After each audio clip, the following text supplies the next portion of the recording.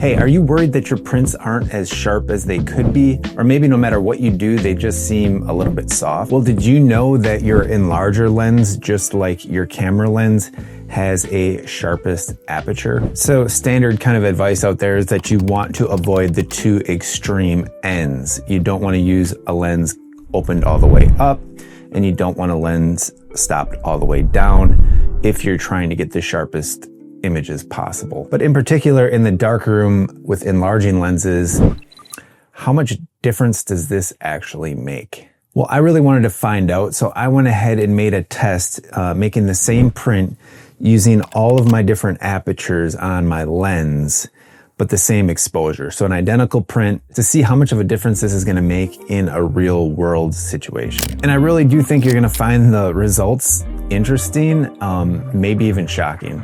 So if your prints always seem a little less sharp than you expect, even when having them perfectly focused, then this video could really help you get the prints you're after.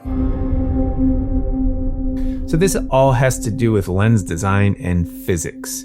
But when you open your lens all the way up to its widest aperture, you create what are called spherical aberrations. So what causes this is that light rays entering the lens at the edges focuses slightly different than those near the center, and this causes a softening effect, especially in fast lenses. So most lenses are performed to design optically in the mid-range, so f5.6, f8, somewhere in there. So there's also some lens design limitations involved. So on the opposite side of the spectrum, when a lens is stopped all the way down to its narrowest aperture, it suffers from what's called diffraction, which is an optical phenomena. So as the aperture gets smaller, light waves passing through the tiny opening spread out and interfere with each other. This interference causes a loss of fine detail and makes the image appear softer, even if the lens is perfectly focused. So in a really clinical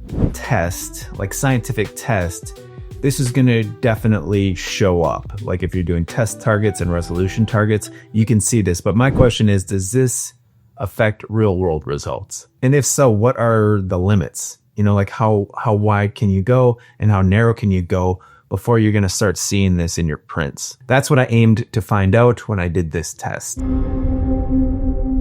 So what I did was I made the same print, which this is a crop and an enlargement of this image, and it had this clock, which had really fine detail and numbers in it. So that was kind of my target. And what I did was I did the same exact print exposure across all my different lens apertures. So for this test, I did use my 105mm Nikkor lens. So then what I did to view the results, I decided to set up my macro lens to shoot kind of really close into the clock area. Like I said, there was detail in the Roman numerals on the clock, and I felt like that would be a good place to gauge any differences in sharpness loss. And I can say, as soon as I dried these, I was very interested to see the results. So before I even did this test, I looked, and by looking by eye at around f22, I did start to see some diffraction set in. And then I can see by eye too that f5.6 is not as sharp as f8. And that is kind of the ultimate test, right? Like, I'm not so concerned about what a macro lens can see per se, other than I'm the type of printer that really, I know there's a sharpest aperture and I know there's a spot in there that's going to give me the absolute best quality. So in my mind, I have to print with that, but that's just the type of person that I am. Like, some people, like, that doesn't bother them, because really you're not going to be able to tell in a real print at a certain range, and that's what I'm looking for. So I'm just going to put these all up on the screen kind of quick, and then I will go through and compare them a little bit better. So then, looking at these images a little closer, here is the f5.6, here is the f8, f11, f16, f22, f32, and finally f45. Now I know you couldn't really compare those, but we're gonna dig into this a little bit more, so hang with me. So in this book, Post Exposure by Stein, it's a very good, very technical book, worth having for sure. One of the coolest parts that I find in this book is it has this chart of ratings of the best and larger lenses. That Nikkor lens is on here, which is really cool. So it tells me right here, optimum f-stop of f7. Now, I didn't test f7, but f8 is pretty close. So I'm going to go ahead and assume that f8 is going to be kind of in the ballpark of the sharpest aperture for this lens. And then he also goes on to state light fall off drops almost to 0 at f8. Very good contrast at f8, but some longitudinal color. Better resolution, less contrast at higher magnifications. So from my eye, I can't see in these two prints. If I look at f8 and f11, I cannot see any difference at all. I think I can start seeing a little bit of difference at f16. But what I'm going to do is I'm going to put these up on the screen and compare f8 to all the others. So here is a comparison of f8 and f5.6. Then here is a comparison of f8 and f11. Here is a comparison of f8 and f16. Here is a comparison of f8 and f22. Here is a comparison of f8 and f32. And finally, here is a comparison of f8 and f45. So now when I look at these f8 and f11, I have a hard time seeing any differences, even in the macro images close-up shots, right? But there is a difference in 5.6 for sure. And then about f16, I can see some slight difference. In f22, I definitely see a fall off.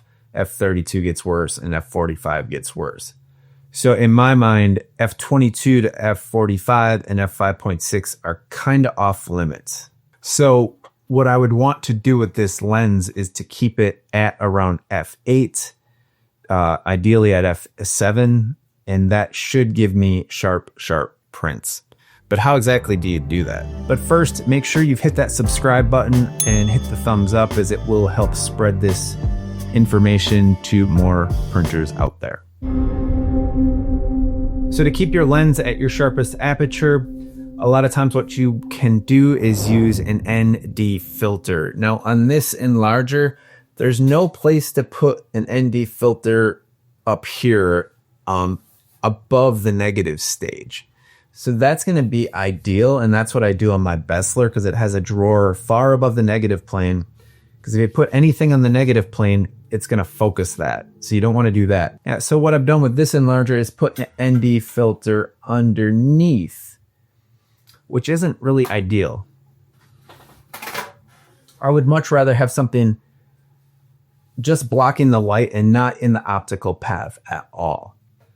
So I did another test, and I tested at f8 with a two-stop ND filter that I used, because I wanted to see, okay, is this ND filter causing a lack of sharpness or any type of, quality issues?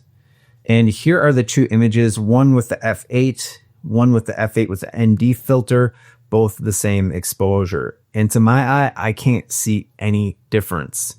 And this made me quite happy, honestly, because I didn't want to have to figure out another system. I do want to modify this in some way to cut the light before any of the optical stuff's going on. But one of the problems I have is I like to be able to quickly remove it too. So just blocking it up there, I don't have to rip the enlarger off the whole time. But anyway, so I would say if you do put an ND filter below your lens, just make sure it's a good quality. I would get a multi-coated like glass, something optically that is very good, because it is in your light path and you don't want anything degrading quality. That, and make sure it's clean. It doesn't have smudges and dust all over it. It's kind of like putting a filter on your lens. If that thing's full of mud and grime, like it's going to cause problems, right?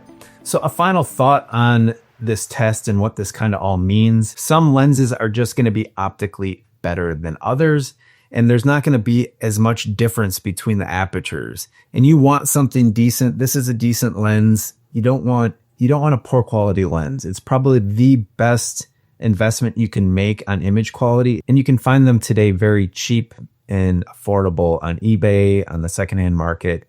They're not hard to find. A lot of the ones that came with the actual enlargers are junk, and you will not get good prints with them. But I also feel it might be worth your while to run through and just do a quick test like this to see, you know, where your limits are for your lens. Because if you're printing at f22, f32 all the time, the image is not going to be as sharp. Like that's typically just how it is. So what I will do in the future is I will try and start at around an f7. I'm not worried about f8 all the way up to f11. I will definitely try and avoid anything past f16. But somewhere in that f7 to f11 range is going to give me my sharpest prints. So if you enjoyed this video, I think you're going to love the next one, because I made a whole video on how to get the sharpest prints in your darkroom, and you can watch that right here. Things will get better.